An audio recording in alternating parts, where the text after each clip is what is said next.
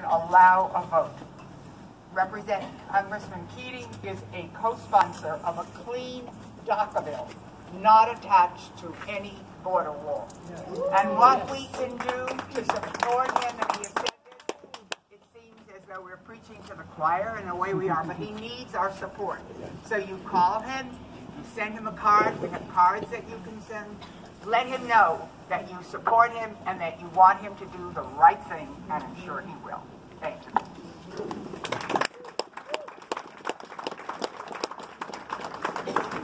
Thank you, Florence. So our newest members of Congress have already shifted the public debate on the environment with talk of a Green New Deal. So next I'd like to introduce you to Sandy Bain, also from Lowercase Indivisible, who has researched both state and national environmental bills and will speak about the climate crisis.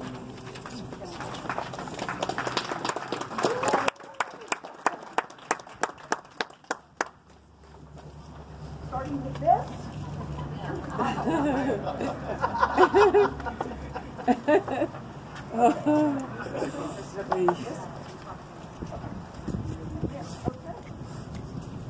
Hello, everyone. Hi, Patty. You're here.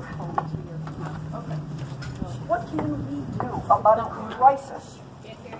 What can we do about a crisis that dwarfs all the others? A problem which affects every one of us, every town, in every state, in every country, and which heavily affects our beloved Cape Cod. The President's own science advisors have told us we have till 2030 to prevent the 2-degree rise in temperatures globally, which would have catastrophic results. Even now, climate change relates to and impacts almost all the issues we care about. Healthcare. Costs will rise dramatically as warming brings new and more allergens, skin cancer, and tropical diseases north. Social justice. The burden of this crisis falls disproportionately on the poor as their arable land dries up, as their water supplies disappear, and they fall prey to malnutrition and starvation. Women's issues. We need control over our own bodies so we can limit the still growing population, which threatens limited resources worldwide. The more of us, the greater carbon deposits. And for our beloved Cape Cod, sea rise is already beginning to move landward to meet our homes. Marshes, great absorbers of carbon, are still being filled in, a bit here and a bit there.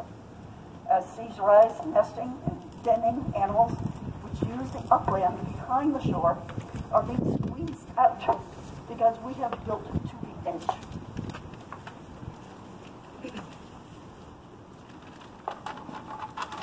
Severe storms are increasing, which in addition to sending dunes crashing into the sea and flooding roads regularly, contribute to deforestation, removing yet another source of carbon absorption. And fish we love are moving north to find cooler waters. Our fishermen are trying to adapt, hoping the new southern species and their appropriate diet food move together without bringing invasive species with them. So what can we do on this subject? There are 4 steps. We can call or email our federal and state representatives, ask them to focus immediately and heavily on this very complex issue. It is not simple.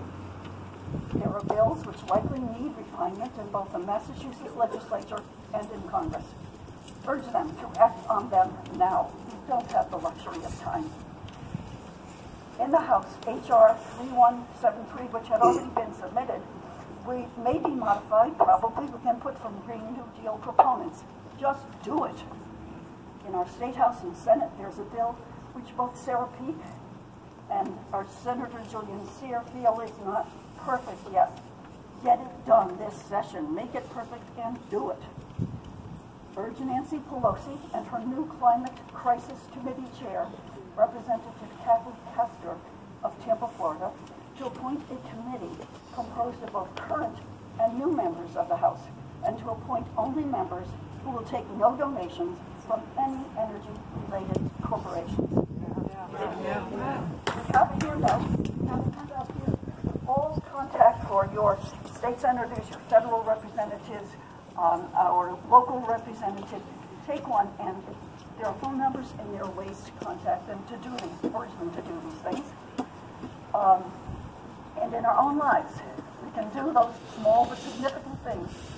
We provide a handout to remind you of those, and that is after table 2. There are 50 of them, do 10. Thank you.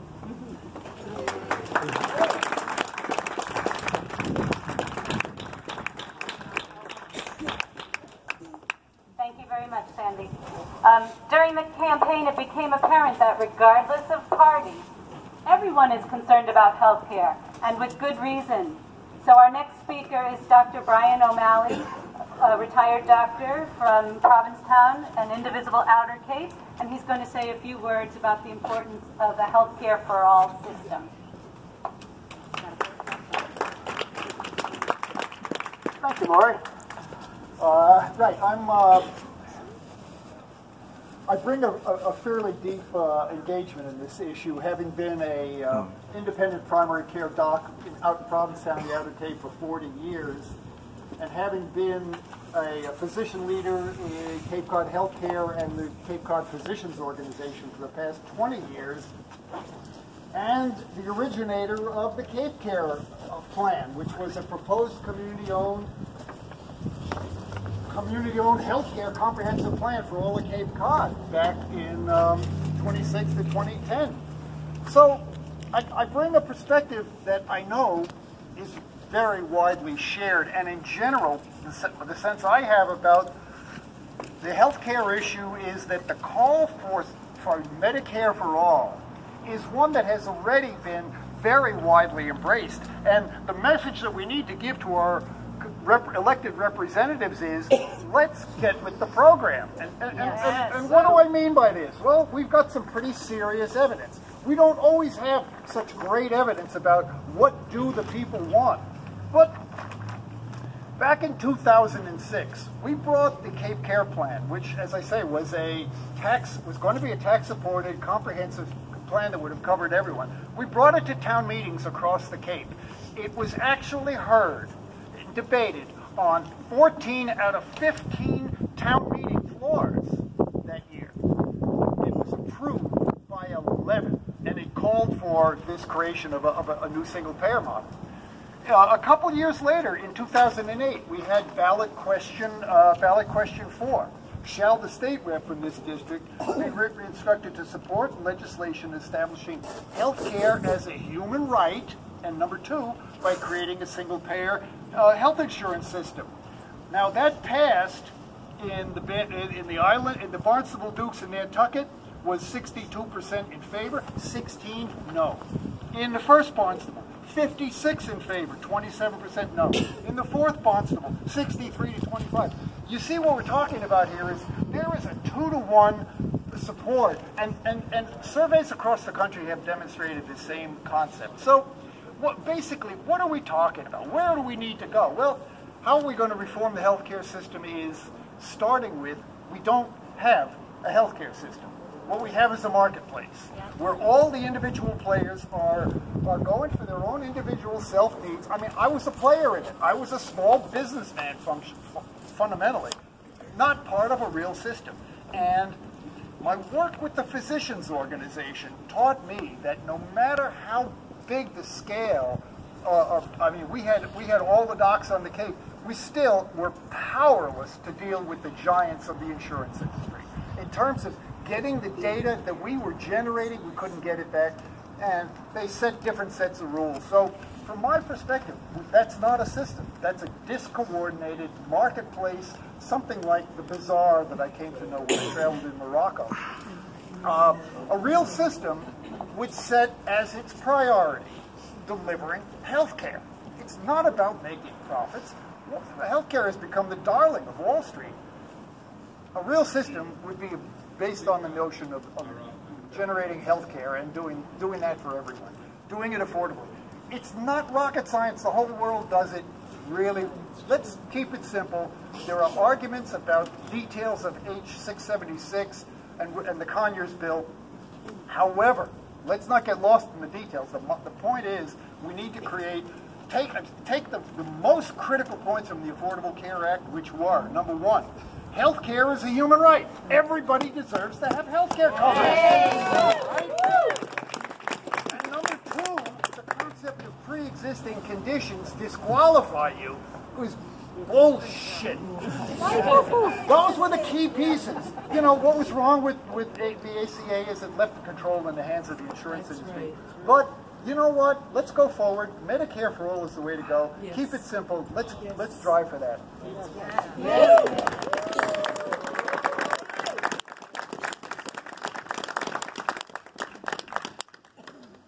Thank you, Brian. So that was the down and dirty, the brief summary of what we've been asking for all along. And thank you to Congressman Keating and to his staff for being here to hear us out. These are the actions that Indivisible has been working on, and we expect the new Congress to take up. It's very important for 2020 that the new Congress makes a stand on these issues now, and we need everyone's help to make sure that they do so. Please look at the handouts we've provided, grab some postcards, be sure to sign up for our email alerts about Indivisible's upcoming events. The next one is likely to be during the February recess, so be alert to that. Thank you all for coming. Thank you, press, for being here. There are press packets for you. If you've not picked up one already, please make sure you see Fran. They're blue folders, so pick up a folder. And there's a question. When we're all done, how about a song? Yes. Yeah. Yes. Do you have one in mind? I have a guitar. Oh, wonderful. I was just going to end with Whose House?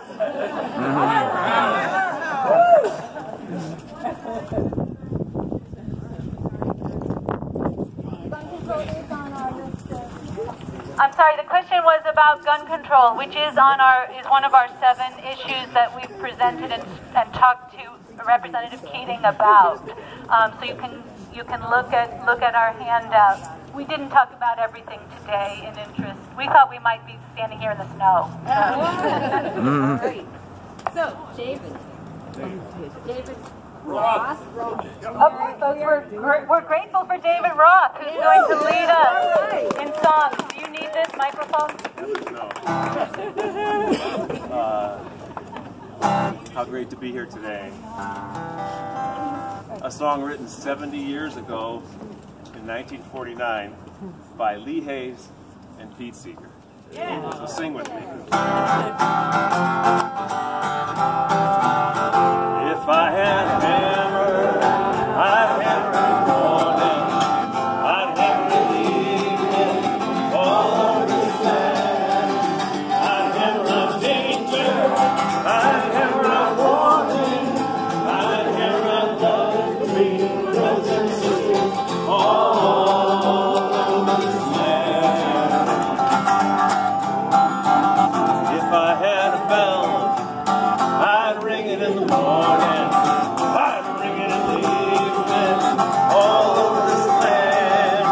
I'd ring out danger, I'd ring out warning, I'd ring out love between brothers and sisters, all over this land. If I had a song, I'd sing it in the morning, I'd sing it in the evening, all over this land. I'd sing out danger, I'd sing out warning, I'd sing out love between brothers and sisters, all over this land. Well, I got a hammer, and I got a bell, and I got a song to sing all over this land. It's the hammer of justice, it's the bell of freedom, it's song about love between brothers and sisters, all over this land. It's the hammer of justice, it's the bell of freedom, it's a song about love between brothers and sisters, all over this land.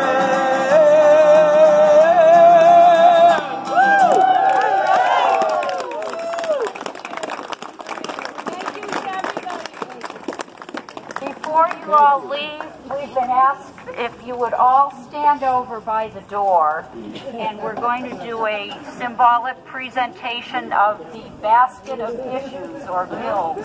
So if everybody could move over towards the door to Congressman Keating's office.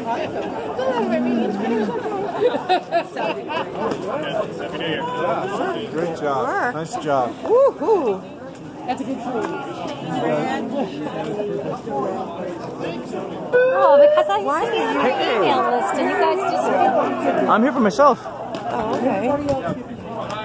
I'm just seeing what's going on, seeing if there's any faces I know, or if there's any people who. What are your political plans? Yes. I used to be on an email list and I started getting okay, but I'm still interested in all right, but I want to tell you what we're doing next. We need to save it all again. Just documenting, citizen journalism.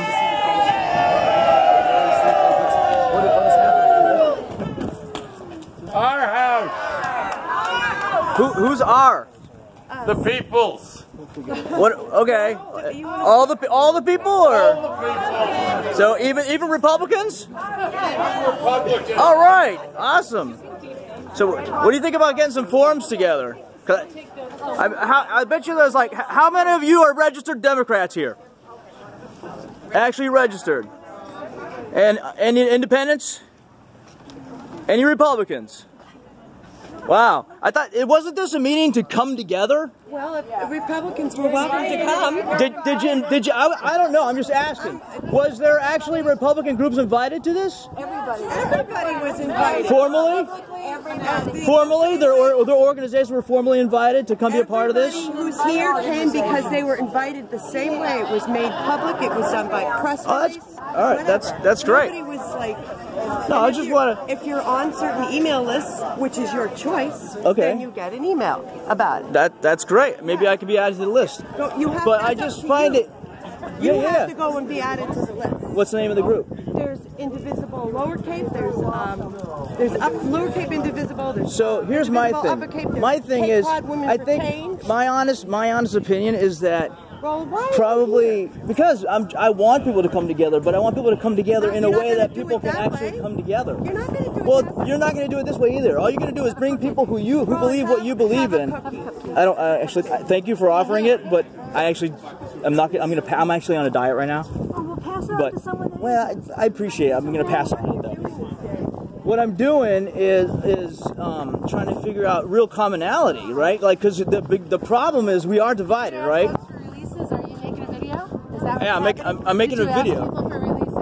Well, we're in public. We're in public, right? There's no expectation of privacy in public. So Who do you represent, by the way? I represent myself. You represent yourself. Yep. And my name is Roland, and I'm probably going to post this to my YouTube channel. Okay. I'm not sure if I'm in it. What is your YouTube channel? It's Just under your name, it's Liberty Dog 1776. But my thing is, I started almost a year ago. Standing on a corner, just trying to bring people together on the most common ground possible, right? Okay, what corner? By rallying people. Talk about how to do this? So, well, here's the thing, right? No, I don't have the solutions. I'm not saying that's gonna. But here's the thing. In a group like this, you're not going to get anybody. You're getting everybody angry. Well, here's I'm trying to bring up a point. My point is, right? I'm not angry. Yeah, I mean, that's it. Well, I'm trying to bring up a point. Is that if people are going to come together, we have to agree on legislation, right? We have to agree on legislation that we can all agree on, right? And it's so partisan these days that this legislation is not going to pass. It might pass in the House, but it's not going to pass in the Senate. So it's too divisive still, right? So we need to come together and find a real package that's going to make everybody happy and start getting the country on the right path, right? That's where I'm coming from. It's still too partisan on both sides. I mean, I'm still technically a registered Republican, but you're a libertarian. But yeah, I'm a libertarian, right? But it's going to pass in the House. I bet you it will. But it's not going to pass in the Senate. Personally, I don't want it to, right? But it's not because I don't believe in the issues, right? It's not. I believe in voter rights, all the issues, right? I understand that those are issues we need to deal with, but not in the manner. I don't think it's being debated in a really transparent and honest way. To be honest with you, It could be true. Well, it is true. No, we've lost the cooperation between the House and the Senate. That's not well, and just amongst people, right? It's become too partisan, and like if you identify yourself as this, then I automatically shut myself off from cutting myself, of communicating with you and accepting other ideas. When we can just come together and like get away from this partisanship and come to people as people, get away from the politics and discuss the issues and come up with political issues that can actually. He's a representative. I get it. By the people. No, I know that. But the problem, right? But the problem is, no. I'm trying to actually provoke. I'm trying to provoke discussion. That's nice. Ideas. That's nice by being oppositional, by pointing out what's that's wrong. That's the name of America, right? Come to a meeting. Come to a meeting, brother. I wasn't either. I was asking a question to see if there was any Republicans, and I didn't know who put this on. I didn't look into it. I knew it was happening. I came by to do my thing. So absolutely, please. Do you believe in a federal government, or do you believe? Of course. Okay. Yeah, I believe in the Constitution. All right. So yeah, I believe in limited government. Yeah. Okay. Yeah, and absolutely. Whose opinions do you feel represent you in Congress? In Congress, it's very limited. I was a Ron Paul supporter, so I like Rand Paul. Okay. I'm totally anti-war. I'm all peace. I'm power to the people, right? There's a lot of us out there, but the media has served to stir the pot and scramble the eggs enough to keep us divided and like not understand where we really come from as individuals. They're trying to put us in groups and say, oh, you're that, and automatically if you identify as this, then I know exactly everything you're about, right? And so we don't get to have these debates. We don't have to. That's how the media works, right? We don't get to have these debates or these interactions, right? Because we don't even come here. A Republican didn't even come here because they did not feel welcome. So does that feel good? No. Do you think that legislation is going to pass because a whole bunch of Democrats got together and rallied? No. You got to get Republicans, independents, and Keating has to sit with Republicans and sit down and say, let's put this together for the people for real. For real. All this legislation benefits corporations, benefits lobbyists, benefits people at the top, okay?